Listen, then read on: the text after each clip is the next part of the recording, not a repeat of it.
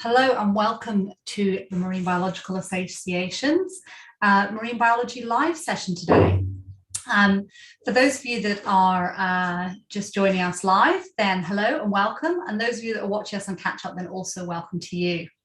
Today's Marine Biology Live session is all about the Charismatic Bengal Rhino rays, which Alifa Haque will be talking to us about shortly. Before she does though, I'm just going to talk to you a little bit about some of the logistics and what our Marine Biology Live sessions are. So our Marine Biology Live sessions are our series of talks and conversations where we invite members of the marine biology community to share the work they're doing, to explore, understand, and sustainably interact with the ocean and its inhabitants. Before we get started though, if you're joining us today on Zoom and you'd like to ask a question, you can use the Q&A function at the bottom of the screen to do that. If you're joining us on our live feed on Facebook or on YouTube, then you can also ask your questions there and they will, by magic, get back to us here. There's also the option for you to ask questions live. So if you'd like to do that, please use the raise your hand function and we'll be able to invite you to unmute at the appropriate time. But please remember that this session is not only being live streamed, it's also being recorded. And so if you don't want your voice to be shared publicly, then please just ask your question in the Q&A. So we're also using today a live transcription service. So if it would be easier for you or you would rather to read today's session rather than listen to it, please click on the link that will be being shared, if not right now, shortly in the chat. For those of you that are not familiar with the Marine Biological Association, then we're a membership organisation. Our members range from professional marine biologists, students, amateurs, and all those with a love of the ocean. If you'd like more information, then please visit our website. And again, we'll be sharing the link in the chat for you to be able to do that. So without further ado, I'm going to introduce you to today's guest, Alifa Haque. I'm going to invite you, Alifa, now to pop your video on and join us, and we'll get you up here beside me. So hello and welcome. Hi, Kathy. Thank you. Thank you very much for inviting me. That's okay. Thank you so much for coming and joining us. So Alifa is joining us from the University of Oxford, although all of her research happens in Bangladesh. So before we let you do your thing and talk to us about your research, could you just give us a little bit of information about how you got to be the marine biologist that you are today, if that is indeed how you identify? Yes, absolutely. I mean, I was born and brought up in Haque, Bangladesh, which is far, far away from any ocean. Although our country sits at the top of the Bay of Bengal, but still really far away from the coastal area. So I had all my student life no idea that that this is such an amazing ocean is there, and there's so much to learn about. I remember one day in my undergrad, we went for a field work in Cox's Bazar, and for the first time, I actually saw the ocean, and I was standing on the beach, my feet on the water, and the first feeling that I had was insignificance. I mean, I couldn't imagine I am just not even a tiny dot in this whole thing, and I think from there my passion started to grow. I did my master's in University of Oxford, and we did some marine courses. And from there, I just knew that I had to go back to Bangladesh and start something around fisheries, marine biology, and species around that. Yeah, that's how my journey started. Excellent. That's brilliant. I mean, it is just amazing, isn't it? That feeling of looking at that big expanse and knowing that you're just a tiny, tiny part of it. Absolutely. Yeah. Oh, brilliant. Right. Well, I'm gonna pass over to you then and let you tell us about your research. And just a reminder to everyone, there will be the opportunity to ask questions. So keep doing that. And I'll speak to you again soon. Cool. I'll just share my screen very quickly and try to see if that's working for everyone. Yeah. Perfect. Yeah, cool. Thank you.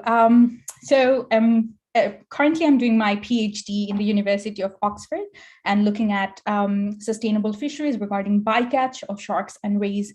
And one part of those group is the rhino rays, which I'm going to talk about a little later. A little background before I start diving into what I do in the Bay of Bengal. So sharks and rays are one of the most threatened marine fishes.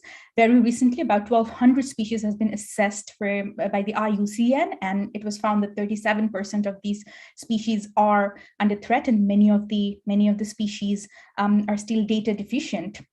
And in this study, it was also found that the coastal areas, which you can see in the map, are one of disproportionately higher at risk, and many of the species are actually occur in these habitats around the world.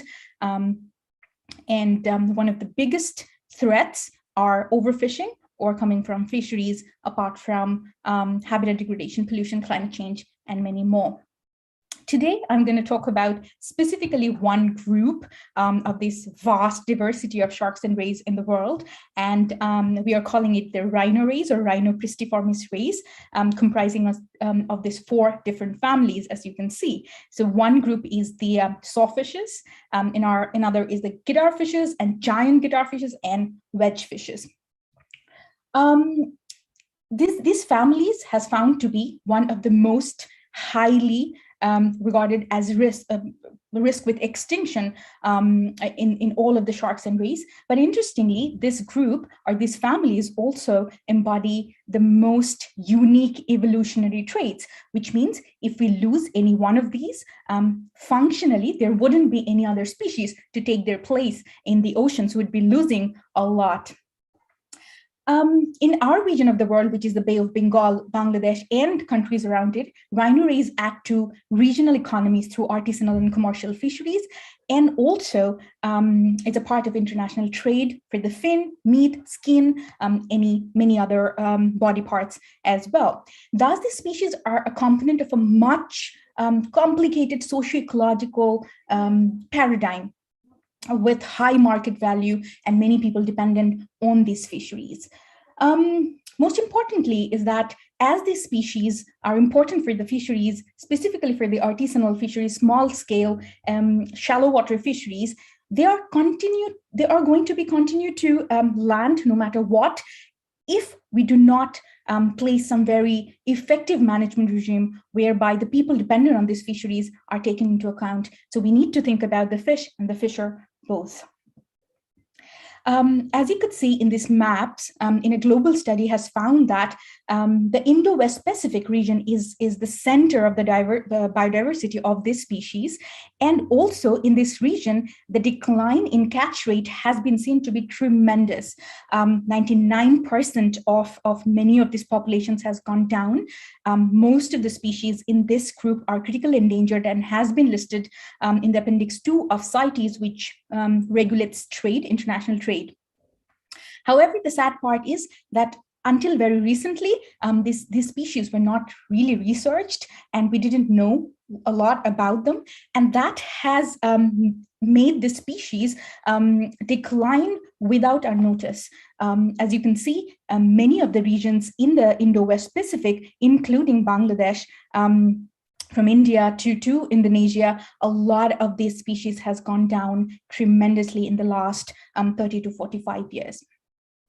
That gets us back to where I work. As you can see in the globe, that is Bangladesh, at the top of the northern tip of the Bay of Bengal. It is a riverine country. A lot of the rivers, several rivers would from the upstream would take a lot of fresh water, and they're going to be come into the bay, making this bay is very productive and nutrient rich and very dynamic, and that gives an amazing habitat for such amazing species. We work throughout the coast of Bangladesh, as I've just said, at the Bay of Bengal, that is from India to Indonesia. You would be seeing like 6 million kilometer squares of areas, and Bangladesh is at the top of it.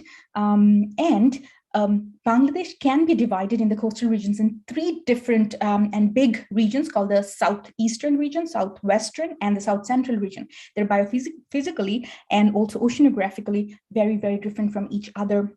As you could see in the photos, the top photo is the southeastern region, very oceanic, blue water, clear water, corals, different species, seagrasses and whatnot. But if you look at the southwestern coast, we have the largest haplophytic mangrove, and that's why the habitat and the rivers and everything is so different. And in the south central region, it's a dynamic island system because of all the sands that comes in from the freshwaters upstream from the river system called the Ganga, Brahmaputra, and Meghna basin. So even within just 750 kilometers coastline, we do have an amazing variety of habitats. That's extremely important to house many, many species, which we do. Just to give you some background about the fisheries of Bangladesh, we have broadly categorized the fisheries of Bangladesh in three different broad categories. And the first one is subsistence, which means that these fisheries are small. Fishers would go for only a day using different sorts of nets and gears. And most of the catch would be used either for their daily livelihood or a simple or a very small percentage would be sold into the local markets. These are not big scale, very shallow water fisheries. The next one, which is the biggest in Bangladesh, is the artisanal fisheries, where the boats are mostly wooden made. These are small to medium large boats. Each boat can house 13 to 15 fishers. They would go to the sea for 7 to 12 days. They would be going to the sea for 40-meter depth mostly, but many of the fishers we have found that actually go to as deep as 100-meter for fishing, depending on the capacity of the boat. These boats look like this. From the rivers, they go straight to the coastal areas, and whatever they catch, they come down to where they have started and sell into designated landing sites, all their catches, bycatches, and everything. The third one is the industrial or commercial scale fisheries. We have about 273 industrial scale boats like this, which are steel made, huge. The capacity is really high. They have their sonar and communication methods. And these are bottom water or mid water trawlers. They would go to the sea for 30 days max, would fish throughout the year, and we do not have a lot of data around what has been caught in terms of bycatch by these fisheries. So there is a big hole or gap in terms of what we understand regarding these fisheries. About the artisanal fisheries, we have more than 70,000 boats going each day to the ocean or the coastal areas to fish, employing more than 80,000 units of gears, and that's a lot for a small coastal region that we have. One particular type of fishery that I really want to talk about is the artisanal scale long line unbaited hooks fishery. It is very interesting how they fish, and this is particularly important because this kind of fishery actually target rhino rays and other ray species in Bangladesh. So these are 10 to 15 kilometers long lines, and each of the line would have 10,000 to 30,000 hooks that would reach to the shallow bottom of the coastal areas, and they do not need any baits. It's just that whenever a flat ray is moving past or being just a ray in the water, a lot of the hooks will catch in the pectoral fins or in the body of the ray, including rhino rays, and they are being caught. So this is very unique in terms of how this fishery operates, and we have more than 400 such boats that are operating. It might be more in different regions. We also have other sorts of fisheries like purse seines, seine nets, and different types of other gears. What we do is we do boat surveys. We do take boats, go into the ocean, try to see what's being caught, what sort of operations in terms of fisheries are happening, and what are being caught by those gears. So this gives us like geolocated understanding of not only the species but also fisheries. Fisheries, and this data is extremely important for our research. The second thing we do is we have created landing monitoring system in the last 3 years, where we have trained locals and local students to collect data on the landings of sharks and rays, including rhino rays, and 8 to 10 landing sites, both formal and informal, for 15 days per month. So we take like morphological data, like how big is the species, photos, if it's a male or a female, season, gear, and stuff like that. We take weight of the species so that we have an understanding about the stock, assessment for further management recommendations. One important part of our research is talking to the fishers. So we conduct a lot of workshops and a lot of individual interviews, asking different research questions to these fishers, from understanding the population trend according to their perceptions, understanding the spatial distribution of the species, because we do not have a lot of baseline or previously published data to understand what's happening with this species and what is the population trend, what needs to be done. This is also very important to us, because doing this has given us a tremendous opportunity to actually gaze into the minds of these fishers, and also this can help us tremendously to form policy recommendations, because at the end of the day, by policy, these are the people who are going to be affected, or these are the people who are going to abide by those laws and regulations and everything that comes with those policies. So it was extremely inspiring and very important, not only to answer our research questions, but also how to frame management recommendations, because it can't be only science-based, but it has to be also acceptable and context dependent for these people. In doing so, very interestingly, we have recorded more than 90 species of sharks and rays, and many of this are critically endangered and endangered, and frequently being caught in our region. But most importantly, we have recorded about 11 species of rhino rays in Bangladesh. This is the most dominant species. As you can see in the photo, it's called the sharp-nosed guitarfish. In winter and pre-summer, you would be seeing a lot of them being caught, not only by the unbaited long-line hooks, but also setback nets, different types of gill nets, depending upon where they are being fishing for this species. Another species which is extremely rare in our region is called the Untitled guitarfish. It is data deficient, so globally we do not know much about it, but Bangladesh still have them. Another species that has been described very recently, I think in 2019, Ranon's guitarfish, we still have it in Bangladesh, the wide-nosed guitarfish, and also a very recently described guitarfish by Bangladeshi scientists as well. Apart from that, we have wedgefish called the Rhino species, or bow-mouth guitarfish. It's a beautiful species, and we have actually recorded a lot of pups, giving you an idea that there might be a breeding ground somewhere near in the coast in Bangladesh as well. But yeah, there are a lot of fisheries catching them. This particular species, which we haven't recorded, is particularly either the smooth-nosed wedgefish or bottle-nosed wedgefish.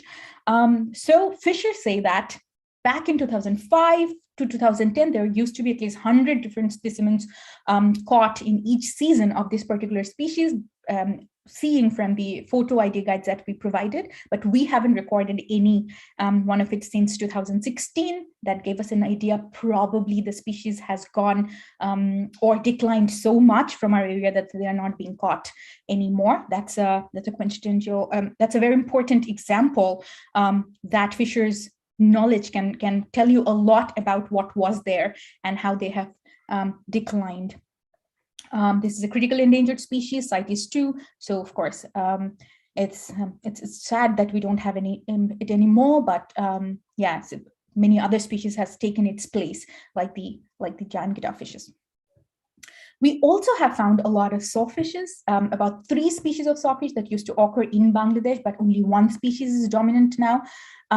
Although we thought that sawfish might have gone from the waters of Bangladesh, in our study, using a very unique self-generated reporting system amongst fishers and some traders, we have found more than 40 species that has been caught within a 15-month period, given an idea that sawfishes are still present in the coastal or the mangrove waters of Bangladesh. That's also a group that we're very, very interested about. And these are the reports that we got from the fishers and traders. That is extremely important for us because this network was built on the basis of trust that we were able to build in the last 4 years. Otherwise, these species were not landed in the formal landing site and could not be recorded. So that's another example of how important it is to work in tandem with the local communities. Yeah, that was a huge specimen, and so sad that that was being caught. I just want to show you a little video for a few seconds. We got this video from one of the renowned journalists of Bangladesh, and he was kind enough to share this video with us as well, to give you an idea how these species are being caught. So this is this particular specimen were caught from Sundarbans in an island called Dublarchar, which is extremely known for its fish drying centers, and fishers go there only for 6 months and catch fish. And this particular area has been identified as one of the most important habitat for sawfishes as well. This particular species was caught and landed. It was as big as the boat, and so they had to just tie it down with the boat and haul it in the island and later sold it. Yeah, okay. So what we have found in our research is that you can see that fishers actually told us what are the species that are most extremely threat for fisheries and many other reasons in Bangladesh. And fishers actually said how the population has changed over the last 10 years and last 20 years as well. And you can see that guitarfishes and sawfishes in deep red, that means most of the fishers thought that this species has imperiled or extirpated from the waters of Bangladesh. If you could see this particular round circle in here, that most of the fishers thinks that they have decreased to a critical limit or thought they're extinct from our waters, or some of the fishers never have observed this species in their lifetime. The species that we have recorded in our study, the 11 we were talking about, we actually tried to see if fishers have an understanding about the population size. And we have found, which is tremendously accurate as well, we have found that they thought that the Glaucostechus granulatus, this particular species was most common, followed by Optusus typus, the wedgefish, and then Anandeli, which was absolutely in line with what we have seen in the landing site. So you could actually depend on such information about population trend on fishers' knowledges where the data is deficient and people are waiting for the data to come up with a conservation solution. So we could actually use that. But with sawfishes, it was rather sad because we have found that most of the fishers throughout their career have seen more than 10 sawfishes per month. But in the last 5 years, the encounter rate was only a little bit more than 1, which tells you that in the last 30 to 40 years, which we did the studies in a temporal scale of from 1990s to 2020. So just in these 30 years, the number has gone down tremendously. Using this knowledge from our both surveys and actual surveys in these areas, and also the socio-ecological studies with the fishers and traders, we have mapped the probable habitats, critical habitats for guitarfishes or rhino rays in Bangladesh. These are very close to the shore within 40-meter depth, which is in line with what have been found globally in the south central and southeastern coast. Excuse me. The southeastern coast, as I said, looks something like this, and south central would look very murky water, very close to the shore, a lot of fresh water, and absolutely very important for rhino rays as well. For sawfishes, we use similar methods to identify catch locations. And we have found that catch locations are mostly within the Sundarbans areas, which is also very much in line with what has been found globally, that sawfish are more prevalent in mangroves. Although, and the mangrove, by mangrove, I am meaning something like this, a lot of mangrove trees and rivers in between that are connected to the coast and would look something like this. And these are the waters where sawfish would occur the most. But sadly, what we have found out is that till 1990s, you would be in the first photo, the graph, you would be seeing that till 1990s, the location of sawfish catch was quite everywhere along the coast, even very high up in the river system, because we know that large-tooth sawfish can also occur in the fresh water. They are also called the freshwater sawfish. So, but if you look into the catch locations in just last 5 years, the last map at the right-hand side, you would be seeing that the catch locations are only concentrated in the Sundarbans areas, which gives you an idea that in the last 30 years' time, the habitat and range is constricted only to the mangrove areas, and sawfish do not occur throughout the coast anymore in Bangladesh. That's an indication of population decline and habitat decline as well. Currently, we are conducting water quality data and habitat quality data along all the coastal sites of Bangladesh to see if the habitat suitability is still there or not. Is it because of fisheries that the species has now only are found in Sundarbans, or is it that the habitat has gone, it's not suitable anymore? So that's something we probably would be finding very soon later this year. Now, what happens when sawfishes and guitarfishes are caught in Bangladesh? They're piled into the formal and informal landing sites, and then every part of the guitarfish and sawfish's body part has some sort of a market and some sort of a demand, not only locally, but most importantly, internationally. So fins, the snout, the gill rackers, the skin, the teeth, the rostrum, everything has some sort of a demand. So the fins are the most important product from these species, which are definned at the landing site or in the processing centers throughout the coast. And then they are dried either with salt or unsalted, and then they're packaged to be exported in different countries of the world. Post 2014, these species are only going to Myanmar, and from there in different parts of the world that we are going to come down a little later. So here you can see the map of the route where what products are going. Fins and meat exported, if the size is bigger, to Myanmar, and from there to different countries of the world.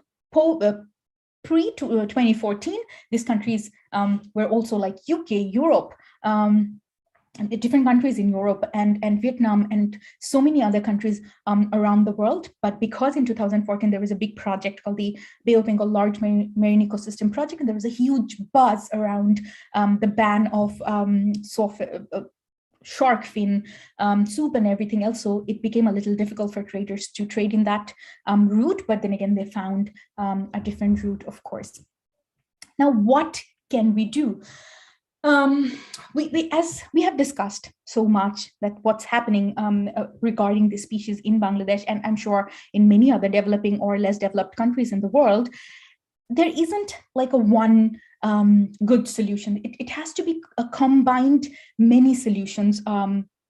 And that starts with species-specific advanced research. We need to know more about this species, their biological resilience, their habitat, their ecology, before we can go for some very specific species-based management system. We need to come up with trade mitigation tools, and that cannot only depend on enacting laws and being happy about it. We need to understand that how laws impact these people and how law impact or help trade mitigation or not. We need to understand the social context behind it, and for that we need to enhance the trade monitoring. We need awareness generation regarding regulations. We need to disincentivize traders so that they don't trade on it, but also incentivize fishers so that they have some sort of facilitation for not catching this fish anymore. We need habitat protection. So we need to identify spatially where these species are and where their critical habitats are in terms of breeding, in terms of aggregation feeding, so that we can go for spatial protection as well. We need sustainable fisheries management. It cannot be just about the species, but it has to be about the fishers as well. So we need to find out some reward and incentive schemes whereby these fishers are facilitated and these fishers are actually incorporated into the whole policymaking regime. The capacity and willingness of fishers to abide by laws and regulations are cardinal for management regimes to be effective. Our study has found that legal framework governing these fisheries and activities and protected species were in many cases unknown or not well accepted by the fishers, resulting in non-compliance. This dearth of knowledge is likely caused by limited interaction with fisheries officers with fishers, a lack of implementation of effective regulation techniques, undemocratic way of lawmaking or development processes, and increasing corruption and the fear of losing livelihood options. Fishers' participation, that's why, is extremely important in this whole regime of management. We also emphasize about this particular point a lot because we also did a study to try and understand what barriers a fisher has for any pro-social behavior, like releasing a species alive. A bycatch, the species is caught as a bycatch, and if we ask them to release it alive, what are the barriers this particular person would face? And the barriers are manifold, from financial to personal to a power hierarchy, that they don't have the power to take decisions, many sorts of vulnerabilities that they face at sea, and it's not just one problem. So even if we want something to work in terms of conservation of a community, it is extremely important to understand those barriers and help facilitate these people to mitigate these barriers before we can say that, well, this would work as a conservation measure. And that's why we created this model whereby people, the fishers and the communities, are not only the people we go to when we want them to abide by a law, but they're incorporated from the science part, and that will create the trust and inclusion and ownership and transparency of these all the actions, and a regime of shared governance from the state bodies and research institute to the customary bodies like the Fishers Cooperative, and may be more effective as effective elasmobranch or shark and ray conservation management in the world. And that's what we have been trying to do in the last year. All these results that we have taken from all these people, all the knowledge that we have collected in the last 4 years, we have actually taken them back to this community and shared it with them. We talked about it, we validated our results, we tried to understand what they think of this, and the results are tremendous, and it's amazing to learn from these people that how open they are, how in agony they are as well to conserve this amazing species in Bangladesh. And this is something maybe for another talk, that what we have learned from these people after disseminating the knowledge that we have created in the last years. But we did a little bit of that with these communities in the last year as well. We created a little video about our work, which you can find in the link in here. That's about it for today. I would like to thank everyone who actually supported us. We are a very little team. I want to thank all my teammates, my supervisors, and everyone who supported us throughout this. If you want to talk more about this, I can be found in here. All my handles are here. And I want to finish with the beautiful photos, because I have shown so much of sad photos throughout the presentation. Thank you. Thank you so much, Alifa. That was really interesting, really excellent. And yeah, the beautiful, beautiful photo to end. And you had a few beautiful ones in there too, as well as you say, some quite upsetting ones. Yeah. Are you happy to take some questions? Absolutely, I'd love that. Yeah. Brilliant. So just a reminder to everybody that if you have got questions, to pop them in the Q&A, and we will ask those. We've got a couple here from some different sources, so if I'm looking all over the place, I'm just reading them out. So we'll start with this one. It looks like you've collected a huge amount of very important scientific data by working with fishy industry. Presumably one outcome of your research might be restrictions on fishing in order to protect these creatures. Do you therefore meet any reluctance or hostility from the fishers you want to work with? That's a very, very important question. The one thing that's very important to understand is that in Bangladesh, conserving marine species is a very new concept, specifically sharks and rays. So we had a law in 2012 which protected like 49 species of sharks and rays, but nobody knew about it. Forget about fishers, but even people in the policymaking, hierarchy, they didn't know that these species were protected because people were not taking an active interest. And there are many legitimate reasons behind that. We have amended the law just 5 months ago, which is October last year. So you understand that there is a lot of gap in terms of this knowledge and awareness about this, conservation practices regarding sharks and rays and rhino rays in Bangladesh. So when we started working, not all of the species were protected, nor that people knew about that they are protected or anything. So we never felt a sort of, conflict or anything like that. But we have started facing them from this January, when actually these people are coming to us, which is very sad, coming to us and asking, well, you guys are working with this, and have you been sharing this data, which we haven't, because we of course have an ethical consideration towards these people. And that's why we give so much importance and emphasis on this idea that all these processes, from science to lawmaking to implementation of an intervention, this people has to be the core of they have to have their voices, that how these things are going to work. And the idea that people only work around the idea of profit maximizations, it's not really true in this fishing community. So we need to understand that as well. So very important question, but yeah, we have faced some, but we think it's more important to build that trust and work along that.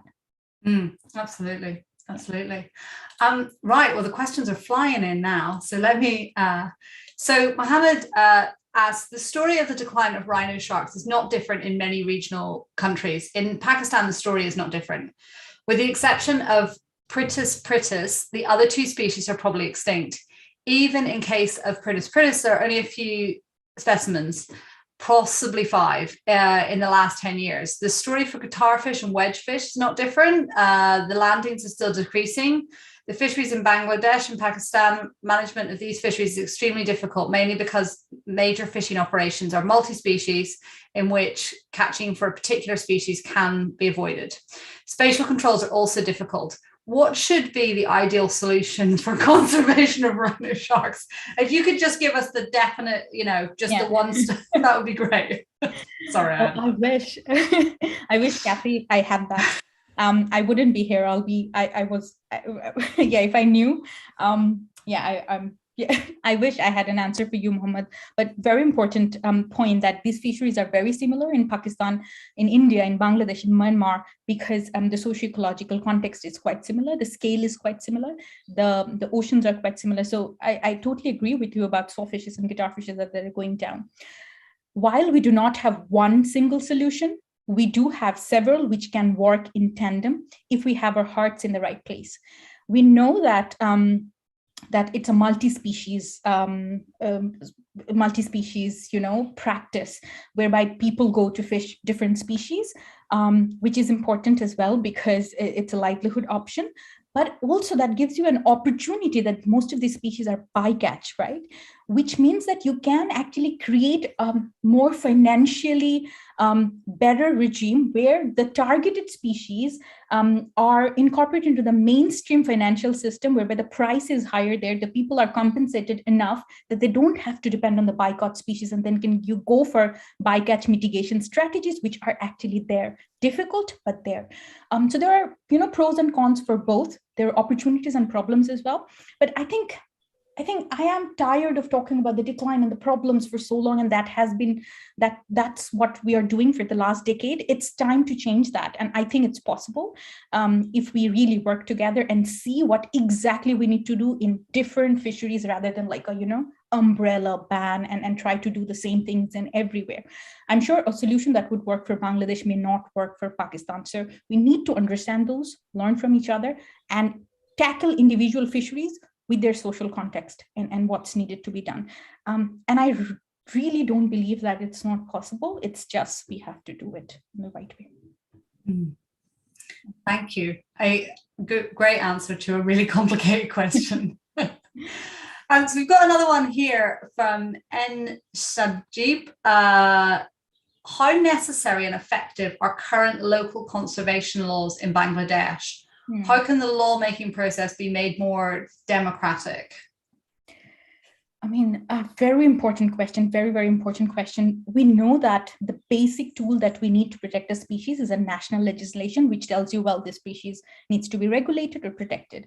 The big thing that's absent in this text of, making of legislation or a law is it is not democratic, as you said. So nobody asks anybody, especially the fishers, well, this species are going down, you have seen it, what should we do? Should we have a policy like this? Would it work with you? Or it should be done? What sort of facilitations do you need? We're going to change it. What's your voice? I haven't found one single fisher who said, well, I don't want this species, it needs to be, extirpated. Everyone is in agony, but nobody talked with them. So our current regime is something like, well, there is a buzzword, we need to protect something, let's work on it, let's protect it, and that's a big indication of success, and you have a huge law, people are happy. That's problematic.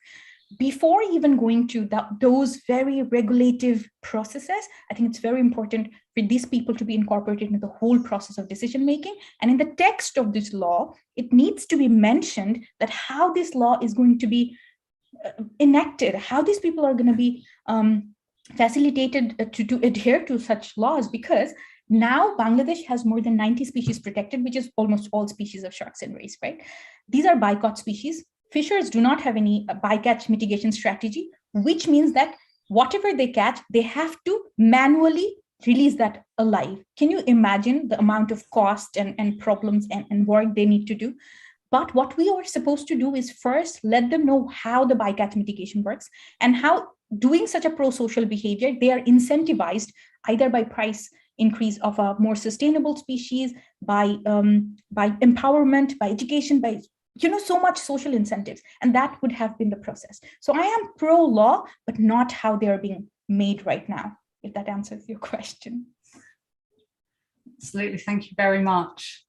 I'm going to go with one more question. So Nazia says, do you think trans-boundary actions could be more effective in terms of shark and ray conservation? Well, we need that because a lot of sharks and rays are migratory and spans around many different countries, specifically in Bangladesh and Bay of Bengals, India, Myanmar, Bangladesh, Indonesia, and Andaman Nicobar. All these countries needs to have a transboundary accord, but we also need to understand how difficult it is to work in a transboundary setting because it's highly political. We need to be, right at our point. It's important, it's necessary, and we need to do all that, but we need to be extremely prepared in our local level, even to go before a regional management system. If we're not prepared with our information, with what we want, and we can't present our cases in a regional setting, it almost doesn't pan out or translate to be something successful or effective. We do have regional bodies of fisheries management. So I'd say we need to start small. We need to have those bodies, but we need to be extremely confident in what we want to do with our fisheries in our setting, and then work on transboundary and regional issues. So start small and move from there, right? Excellent, thank you very much. So Mohammed has said that if given 3 minutes, I could expand how we're able to effectively prevent major bycatch and mortality of dolphins and similar. So I don't know if you wanted to do that, Mohammed. You could raise your hand and maybe you could have a little bit of a conversation with Alifa now. We can invite you to unmute. And yeah. Can you hear me? We can hear you.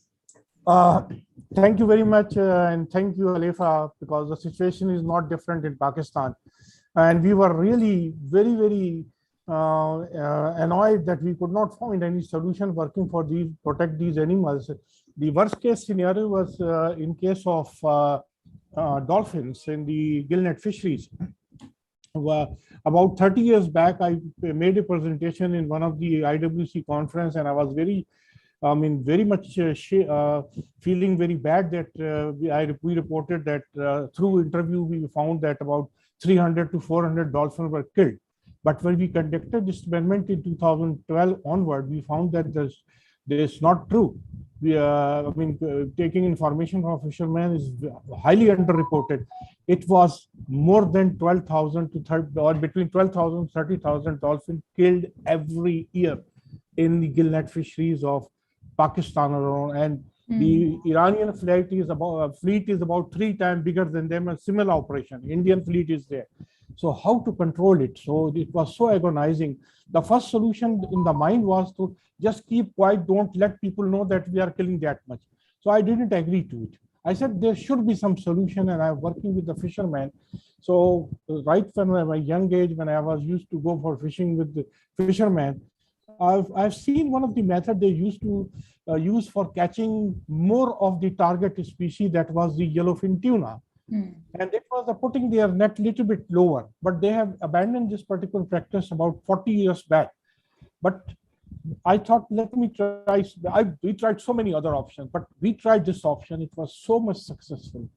I'm really proud to say that the lowering their gill net 2 meters below the surface, and the solution is over. The solution is perfect solution. 100% decrease in the mortality of. It's not the 99.9. It's 100% decrease in the mortality of the dolphin, and the whole fleet modified within a period of 3 months, because there was nothing changed. Just putting your net down a little bit, and the solution is working. I'm trying to use similar method for sharks and the stingrays, because they are stingrays. Another sad story. They are being now exported to many countries, and they are declining like anything. But there is no quick solution. But for shark, there is a little bit solution coming. I'm still working on it. That maybe using a little bit stiff net can solve a problem. May not by 100%, maybe by 40 or 50% sharks are avoided. So there are solutions, and these are solutions which are available with the fishermen. You have to work with the fishermen, and you will find the solution, because they are the most knowledgeable person dealing with the subject. Thank you very much. Thank you very much, Mozum. I mean, I absolutely agree with you, and you have yourself given this example that is such a simple solution helped you to reduce or actually eliminate the bycatch for dolphins. And that's where I come from as well, that you worked with the fishers, and it took a long time, but you came with a solution like this. For sharks and rays, it's a little difficult because you find sharks and rays in every column of the water. So we need to really think and prioritize which species are more at risk, and then, work along that line. If you agree with me or not, I don't know, but that's what I feel. For rays and guitarfishes, I truly believe for Bangladesh, the case of Bangladesh, we need to do something about the long line fisheries. Either these people has to be incentivized to change their fishing practices, or something along the line, so that long line fisheries do not harm the bottom dwelling species that much. Apart from that, gillnet fishery, which is the biggest fishery in Bangladesh, which catches a lot of sharks and rays, we need to work along the mesh size, the water column, and where they fish, and we need to have a very good monitoring regime. So one project we are working on right now is trying to create this digital device to monitor catch at sea, because we do not have any monitoring regime in Bangladesh or in any Bay of Bengal countries. And in return, we are offering the fishers to actually have a method of being connected with other fishers, which they do not have right now. So that's a huge incentive for them, which mitigate their vulnerability in the face of storms, in the face of any problem or anything. So in return of a simple thing like a communication device amongst fishers, we are trying to employ this monitoring device and try and understand which operations are most destructive to certain species. There are more than 100 species of sharks and rays, and I do not think we will be able to work on an individual level. We need to think about groups and identify which are the most critical endangered species and start from there. Yeah, I mean, it's probably not an answer to your question, but then again, as I said, little tweak in the fishing practices, incentivizing the fishers to change practices and behaviors, and also incentivizing with innovation and solving a problem a fisher is facing might go a long way, rather than giving some very general incentive like rice and money, which doesn't really help at the end of the day.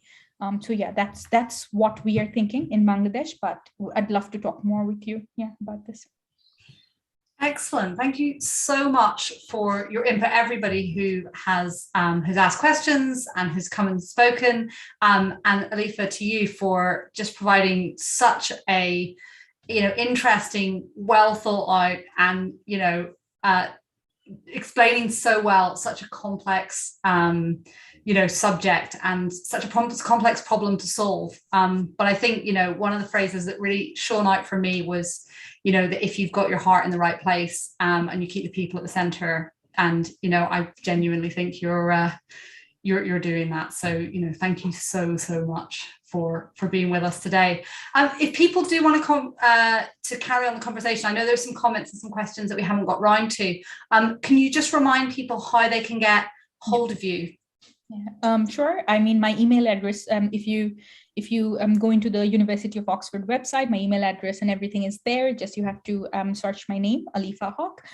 My Instagram handle, it was there at the end of the presentation as well. It's haque.alifa or Alifa Haque. Search me in Instagram or Twitter. I do try to share a little bit of our work in there as well. My email ID, as I said, is in the website. So if you want to talk more about it, I'd be more than happy to connect.